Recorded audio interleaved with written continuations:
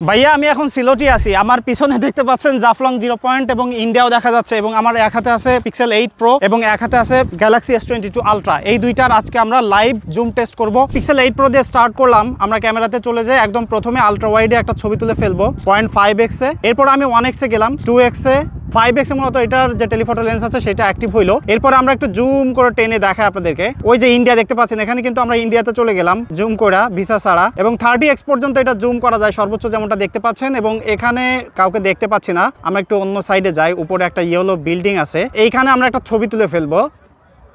এরপরে আমরা S22 ultra দিয়ে টেস্ট করব। তো অ্যাজ ইউজুয়াল প্রথমে আমি এখানে 0.6x একটা তুলে ফেলবো এটা কম্পারিজন করার জন্য। এরপরে আমি 1x এ চলে গেলাম, 2x এ চলে গেলাম। এখানে কিন্তু 3x একটা টেলিফটো লেন্স হয়েছে ডেডিকেটেড, আর যে মেইন টেলিফটো লেন্স সেটা কিন্তু 10x। তো সেইটা আমরা দেখতে পাচ্ছি। 30x এ চলে গেলাম, তারপরে কিন্তু এটা জুম করে চলে যাচ্ছে এখানে। আমি যদি ইয়েলো বিল্ডিং এর ওখানে একটু যাই, ইয়েলো বিল্ডিংটা আমরা 30x এ একটা ছবি তুলে ফেলি। 30x এ ছবি তুলে এটা আমি পাশাপাশি একটু দেখাই দিই আপনাদেরকে, তাহলে পিক্সেল 8 প্রোর সাথে আপনার ডিফারেন্সটা বুঝতে পারবেন। তবে আমরা 100x পর্যন্ত জুম করে চলে যাইতে চাই ইন্ডিয়াতে। তারপরে একটা ছবি আমি তুলে ফেললাম। সো আপনারা দেখলেন যে পাশাপাশি দুইটা ফোনের কিন্তু আমি 30x পর্যন্ত জুম করে ছবি তুলেছি। সেটা কার কাছে কোনটা ভালো লাগছে সেটা অবশ্যই কমেন্ট করে জানাতে পারেন। এবং আলট্রা ওয়াইডে কে কতটুকু ওয়াইড পর্যন্ত গেল সেটাও কিন্তু এখানে দেখতে পাচ্ছেন। তবে S22 আলট্রা দিয়ে কিন্তু আমরা সর্বোচ্চ 100x পর্যন্ত যাইতে পারতেছি। তো কার কাছে কোনটা কেমন লাগলো অবশ্যই কমেন্ট করে জানাতে পারেন।